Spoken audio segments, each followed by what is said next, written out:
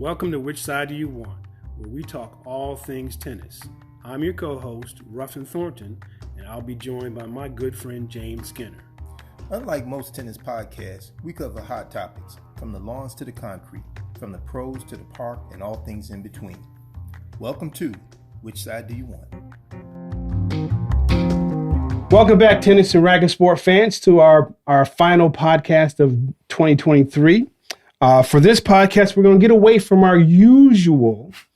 So we're going to introduce our fans and our followers to something that we're going to call the SQUEE-GEE Awards, right, where we're going to give out special awards for performances throughout the calendar year. So Coach, how you feeling for this award ceremony? I'm doing well, Ruffin. How are you? I'm doing really good. Are you excited? I'm excited about this show. Yes. Telling our fans and our viewers about the SQUEE-GEE Awards that we have all laid out for you. Yes, and I think we had a crack team of, yes, of people working behind the scenes, absolutely, to do a tally and calculate these results, and we appreciate them for doing that. Absolutely. We want to thank our special guests and our special judges for helping us come up with these awards for 2023. That's right. No expense was spared. Yeah, no expense was spared. So without further ado, let's go ahead and jump right in. So our first category for our SQUEE-GEE Awards is this. We're going to talk about the biggest ranking leap of 2023. So we've got our awards here. So James, I'll let you do the honors. Okay. All right. So the biggest award leap. And this is ATP. Yep. All right. Biggest ATP award leap. And the winner is the young American player, hopefully American player in the future, Mr. Chris Eubanks. Mr. Chris Eubanks. Chris Eubanks. Yeah, he had a meteoric rise very quickly. Yes, he did. Rose 91 spots, went from number 123 in the world, and he is currently ranked 32 in the world. Cool. Yeah, and he had some big results. You know, I remember when he finally felt like he'd arrived on tour.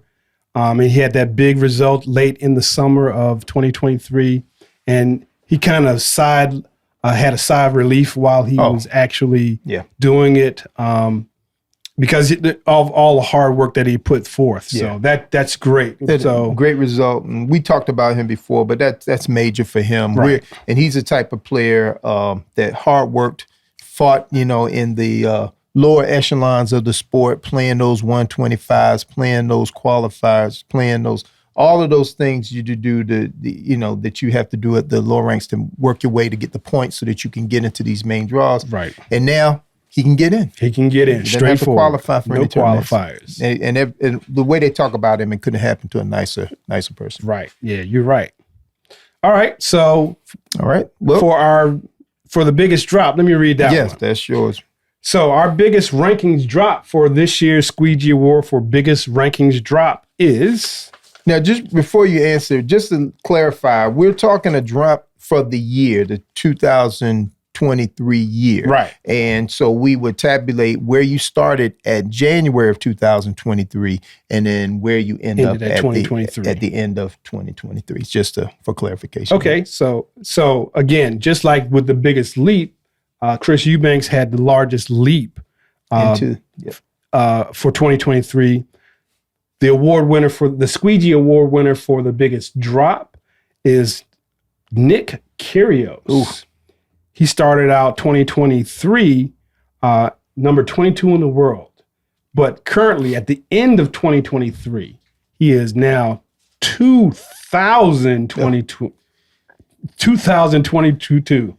So that's a lot. That's a you can't even say that so quickly. See, and it sounds like another calendar year. Yeah. Yeah. Well, he's had some issues, some injuries, and a lot of other things that go into that. But also, he's always, sometimes he can be his own worst enemy. And he's got some things on the side that he's been dealing with also outside the court. May have distracted him, but we look for him to come back. Oh, yeah. He will not stay there long. Yeah, he may be ranked 2022 Yeah. In the current rankings, but there's no tournament that wouldn't be happy to have him and certainly give him a wild card to get into the main draw. Yeah, we miss him in Australia, but, you know, we'll see him, I'm sure, Wimbledon time. Oh, yeah. We definitely will be looking forward to. Yeah. Let's go on with the next one. All right. Now, the next one is biggest men's upset. Okay. The largest upset in the men's division. And the SQUEE-GEE Award winner for the biggest men's upset for 2023. All right. Well, you have okay, I'm gonna have to have this is Matija Petkotic. Matija Petkotic. All right, I'm sorry. Who was at the time 784 in the world, and he defeated Jack Sock, who at the time was 141 in the world. So, and that was at Delray Beach, Florida, in first round match. And of course, he beat him in 3 sets, winning the last 2 sets 6-2 and 6-2. 30-year-old real estate professional won his debut ATP Tour victory, winning the last 20 of 26 games against a former top 10 player. That is amazing. You're talking about someone who had an everyday job. Yeah. And going out there, getting a wild card into the tournament, winning a tournament, a local tournament, getting a wild card from winning that local tournament into the main draw, and then taking out a former top 10 player. Yeah. That is just ridiculous. That's like a 4-5 or 5-0 league player going up and beating a professionally. And beat him so bad, he left tennis, and now he's playing pickleball. So Jack Socky, all right, too much court. I'm going to go to that little court and play some pickleball. That's when you know it's time to go, right? Yeah. That's a wrap. That's a wrap. All right, let's move on to our next category. Okay. So the SQUEE-GEE Award winner for the biggest women's upset in 2023 is Dayon Back, who was ranked 564 over Jelena Ostapenko, who currently was, at the time of the match, 13th in the world. In the Korea Open Seoul, Korea, first round. She won that match 3-6, 6-1, 7-6. So Back was a wild card playing in the third tour level tournament, something like Petkotic. And she came back from being down 2-5 in the third set to win the third set and defeat the number 2 seeded player, Ostapenko. So, who is a player? I mean, Ostapenko's a big hitter. She is not only that, she is that player who players don't want to see early in the draw. No. She got a lot of notches on her belt. Absolutely. She's beating. And she's a former Grand Slam finalist. Yes, finalist. Yep. So that's right. She can definitely play. Yes, so definitely. All right, let's move on to our next category. All right, the next category.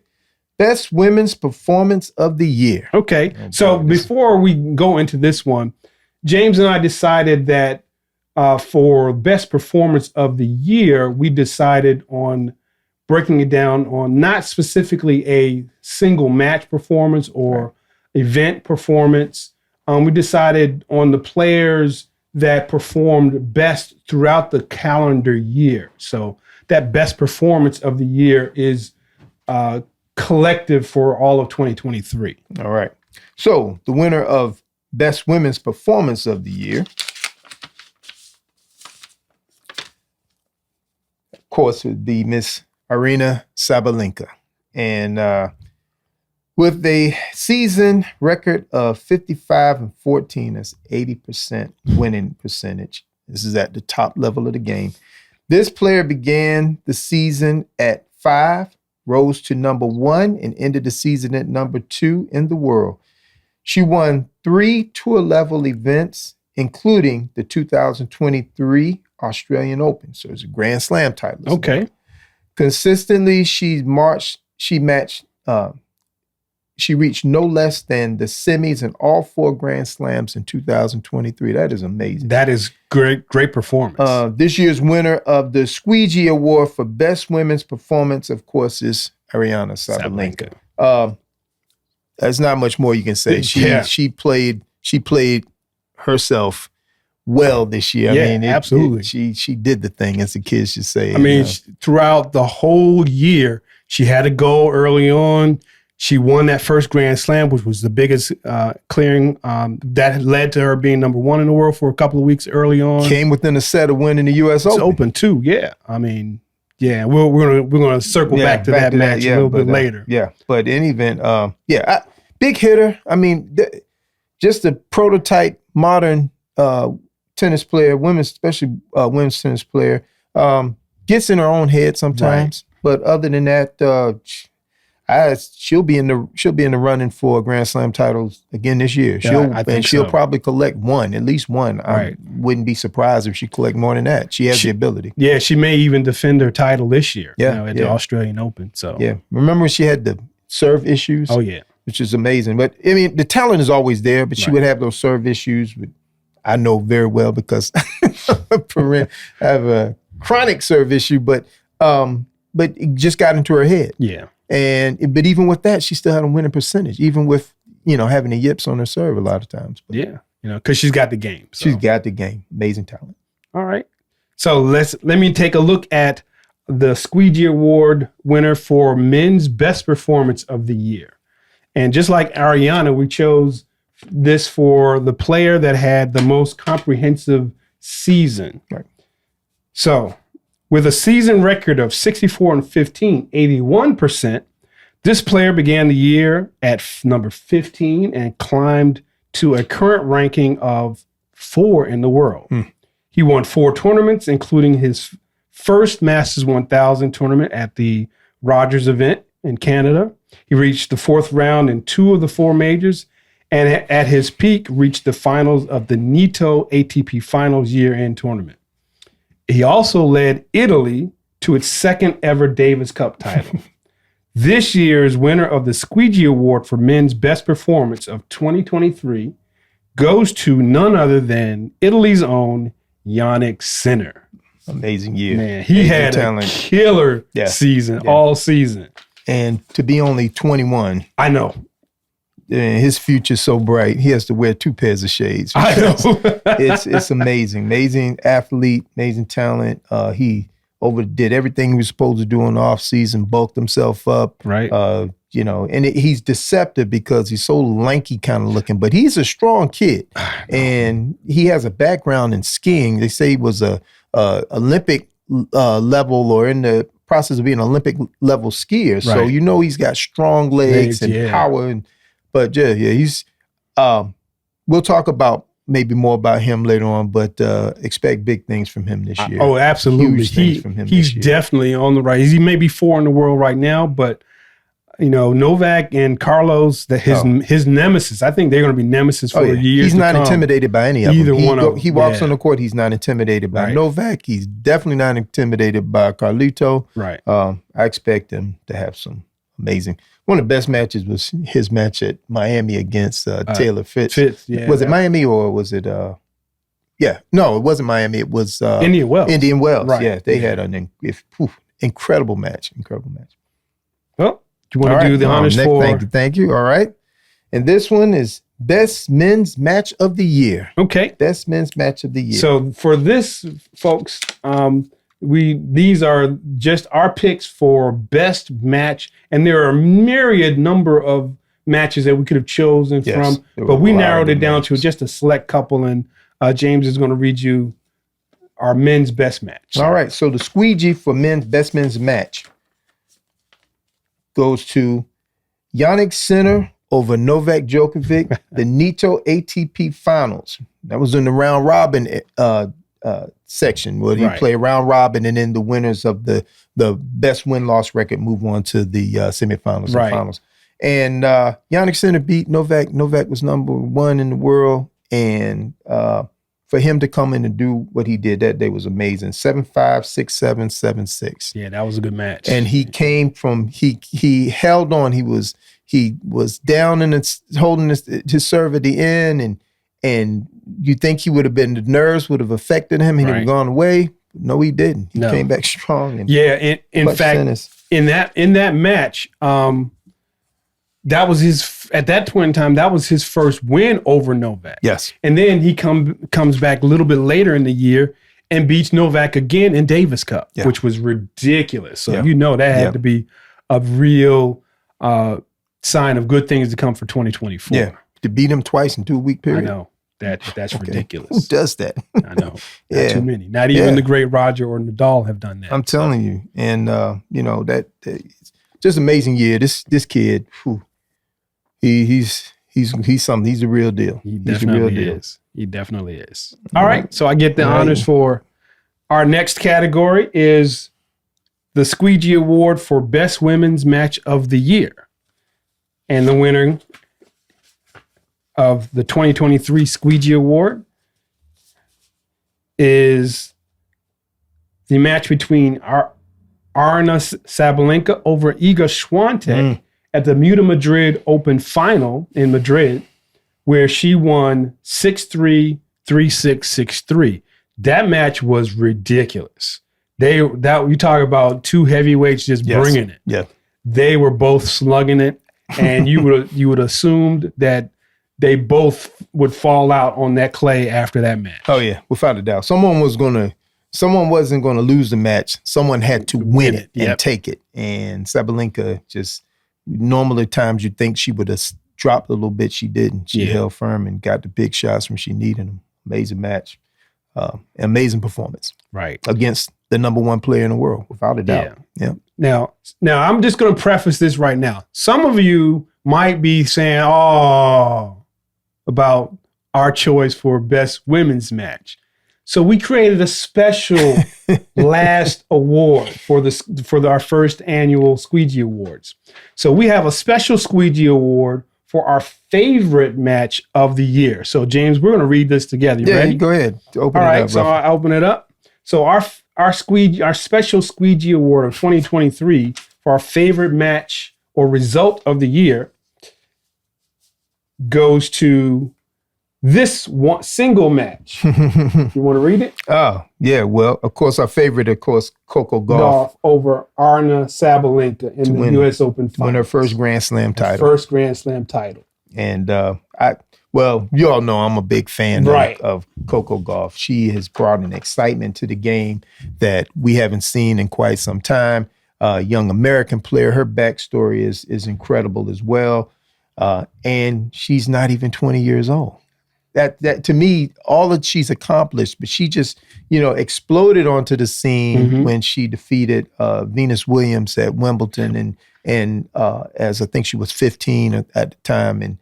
Just turning 16. And it was like a passing of the torch in some ways. And we just knew the promise was there, that this was somebody special. And I remember seeing her a few years ago when she was playing in the juniors in the French Open and just seeing this kid. And so that victory is, she had a taste of what it was like to get to a Grand Slam finals in that French Open finals year. But this time, I think more experience, and knowing about, and the surface is a little more favorable to it. Although she can play on clay, let's not get it twisted. She can play on the dirt. But this was a special win, and I will remember it. Oh yeah, I mean we were all Americans, all tennis fans, of American players were so proud and so happy to see this young lady emerge. Not only win because she had to she had to take her lumps. That French Open final hurt her, but it was a growing spurt. Yeah. But what she did after the match was so, and her grace. We were so proud to be not only Black American tennis players, but to be American tennis players, to see the next generation come and have success. So we're wishing nothing but the greatest of success for Coco going forward. So that's why we chose that as our favorite match or result of 2023. So she gets that special SQUEE-GEE Award. Yeah. So that does it for our awards. So let's look forward to the new year, 2024. So let me ask you, what do you look forward to in 2024? Oh, there's a lot to look forward to in 2024. Right. I'm just excited about the year. I'm excited about some new arrivals on the scene. We just talked about Sinner and Alcaraz, but let me tell you something. The old dog, the GOAT, Novak Djokovic. I got to think that he is motivated. He's going to be motivated this year, probably. And I'm not saying that he's not motivated, but I think he realizes that, that he sees there's more behind him than in front of him. Right. But he's still a phenomenal talent. He's still at, what is he, 36? He'll turn, he's 36 now. 36. He should be turning 37 sometime this year. His body is that of a 24-year-old. He's Right. in incredible shape. I don't know if you all saw the 60-minute special on, if you get a chance to see that, go and check that out. But he's just lets you know about what he goes through, Right. how he keeps his body at performance level. But I think this year, I think he's going to try to win the Golden Slam. This will be his last effort to do that. And if you don't know what the Golden Slam is, that's winning all 4 Grand Slams and also winning the Olympic gold medal, which will be in Paris, France this year on the clay, which favors him. He can play on it now, but he's going to have some. But the thing is the Olympics is not going to be best of 5. Right. It's going to be best of 3 sets. So that's going to be more of a challenge for him. It certainly will. 5 sets, it's a wrap. Yeah. But best of 3, it's going to be different, a little different challenge for him. Yeah. The only, that's a nice thing to look forward to with Novak, but I just got to counteract and say his best chance was the last year that we had the Summer Olympics, and he darn near won that calendar and Golden Grand Slam, winning the first 3 and did he get to the finals? Yeah, but I know he lost in the semis of the Olympics, and then he lost in the finals of the Open that year. It was at Finals Open. Yeah. But he was exhausted, man. Right, and that's just the thing. He was just worn out. I think it was just too much. It's such a Herculean effort to do that, not only to win any slam, but to all 4. Yeah. And then you add in the extra training and strenuous of being in the Olympics. He's part of Serbia, so he's going to be part of that party, and it's not a normal event anyway. No. So that I would only personally, I don't want to see him do it, but it would be great to see if he could. But again, he couldn't do it when he was younger and still the man. It's going to be far more difficult now that he's older. But you never know. But he's a different player. Now, I don't think he's going to do it either. Right. I mean, there's a reason only one person has done it. Right. And but I doubt if he can pull it off. Right. But I think that's what he's going for, and I think that's going to draw attention to the game. Yeah, it's definitely going to draw. If he wins the first 2 Grand Slams leading up to the Olympics, all eyes are going to be on tennis like nobody's business. Right. And then that's going to put even more,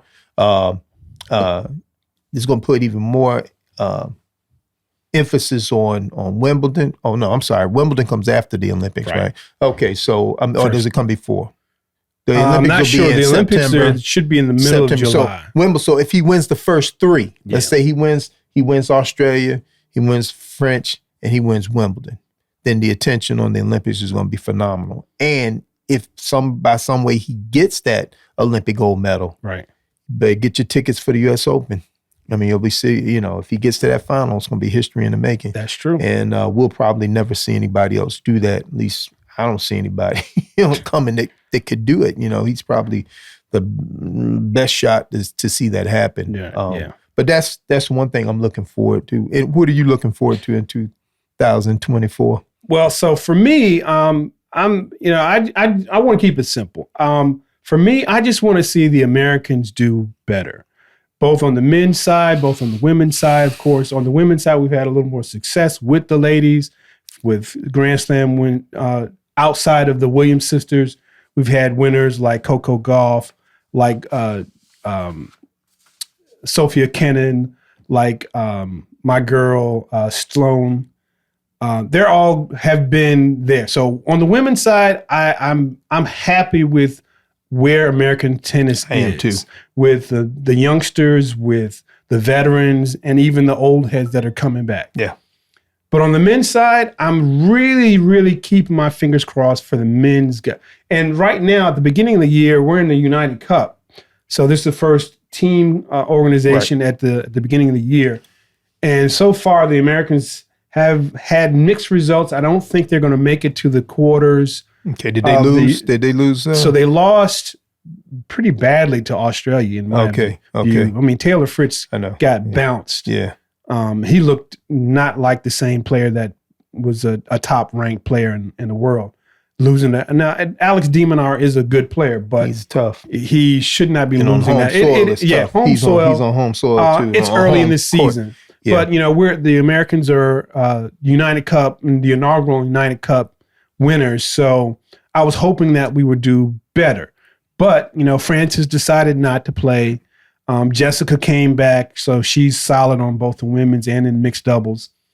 So the team makeup may not be as well. But on the men's side, I want those guys to do well. I want the Ben Sheltons and the Alex Mickelsons and the Alex Mickelson happens to be a young player who just had a huge meteoric rise in rankings as well. The Chris Eubanks and the Stevie Korda and of course the Francis Tiafos and the Taylor Fritzes and the Tommy Pauls of the world, all to do well, because I think we have the makeup of being dominant again in tennis, which we used to own. We used to own it in the 80s and in the early 90s with the dominance of Pete and Andre, and to a lesser extent Jim Courier.